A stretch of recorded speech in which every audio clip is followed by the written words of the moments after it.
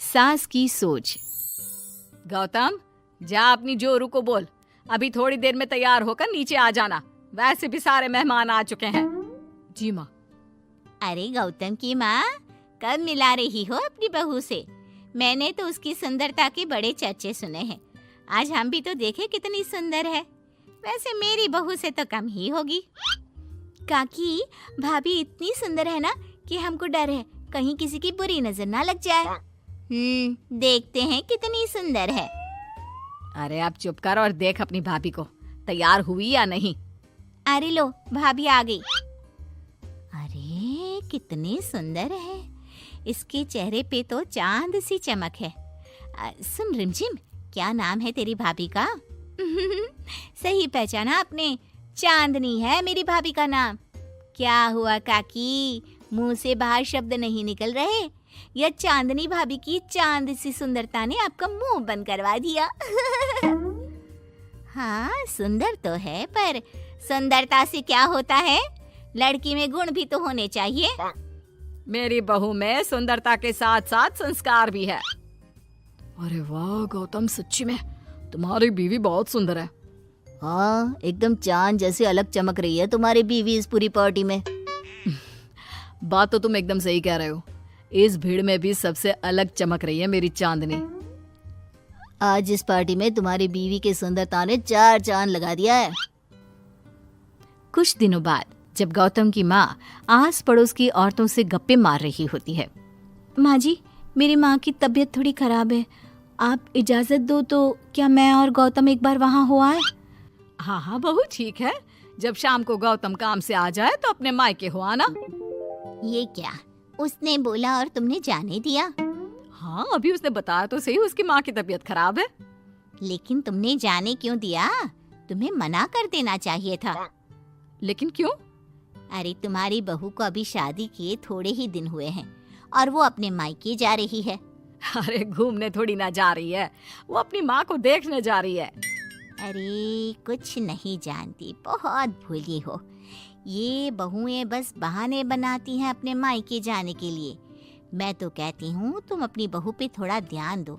एक तो तुम्हारी बहू रूप की सुंदर है, कहीं तुम्हारे बेटे को बहला फुसला ना दे। अरे लेकिन वो ऐसा क्यों करेगी? और वैसे भी वो ऐसी नहीं है, वो मेरा बहुत ध्यान रखती है। तुम ना आजकल के बच्चों को नहीं जानती।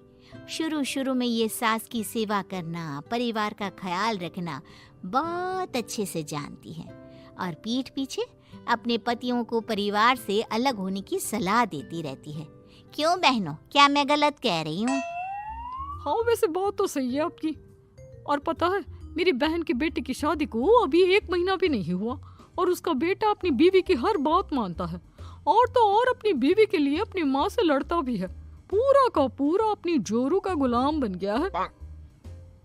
तुम्हारी बहू वैसे भी इतनी सुंदर है, ऊपर से पढ़ी लिखी भी है। और आजकल की पढ़ी लिखी लड़कियां अपने पति को चिकनी चुपड़ी बातों में फंसाकर अपना काम निकलवाना जानती है। हाँ।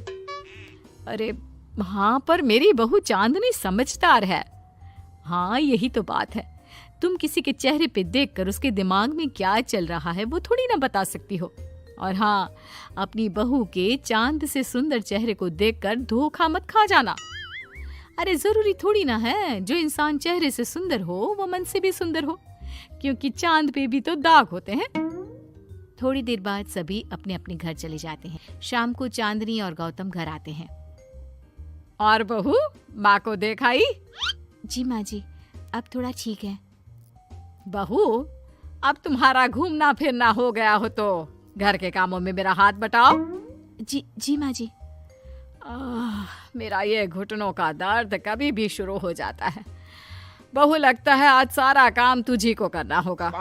कोई बात नहीं माँ जी, काम ही तो है, काम तो होता रहेगा। आप पहले अपना ख्याल रखिए।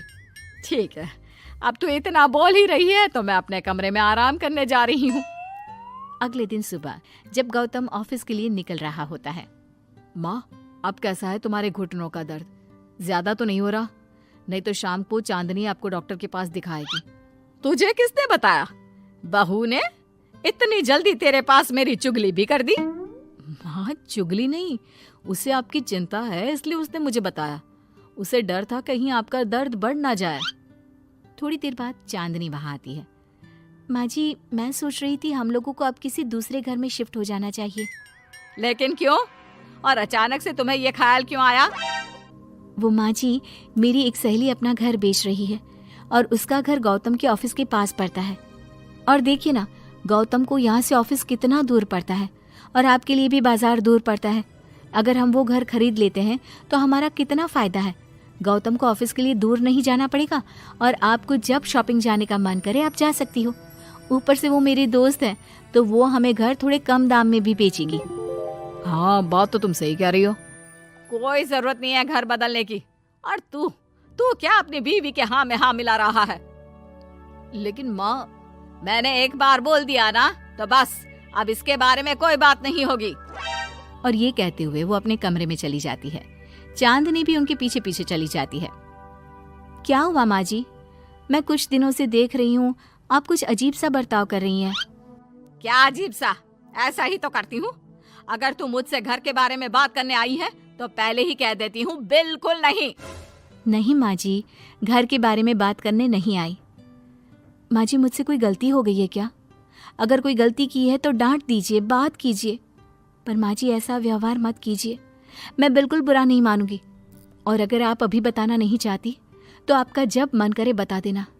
मैं बस इतना ही कहने आई थी। कहीं मैं आस पड़ोस की औरतों की बातों में आके अपनी बहू के साथ गलत तो नहीं कर रही? और वैसे भी वो सही तो बोल रही थी। उसने मेरे और गौतम के बारे में ही तो सोचा। वो हमारे बारे में इतना सोच रही है और मैं दूसरों की बातों में आकर उस पर शक कर रही हूँ। कुछ दिनों बाद काकी गौतम के घर गौतम की माँ से मिलने आती है। और गौतम की माँ, कैसी हो? मैंने सुना तुम घर बदल रही हो। हाँ, वो वहाँ से गौतम का ऑफिस पास पड़ता है ना, वहाँ की तरफ ज्यादा सुविधाएं भी है।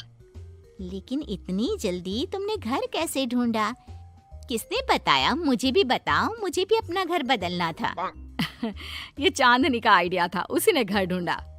देखा, मैंने कहा था ना, इसने अभी से अलग घर ढूंढना भी शुरू कर दिया। देखो, इसमें मेरी भी रजामंदी है। और तुम क्या मेरी बहू की जासूसी करने यहाँ आती हो या मेरा हाल चाल पूछने? मैं तो बस। और एक बात मेरी ध्यान से सुन लो, मेरी बहू भी सुंदर है, उसका मन भी उसी की तरह सुंदर है। और एक बात, चांद में दाग जरूर होते हैं, पर जिस तरह आसमान के सभी तारे मिलकर चांद जैसी चमक नहीं दे सकते, उसी तरह मेरी बहू चांदनी की सुंदरता और खूबियों की बराबरी तुम्हारी या और किसी की बहू नहीं कर सकती। कहने की जरूरत नहीं। काकी कोई भी जवाब दिए बिना चुपचाप वहां से उठकर चली जाती है।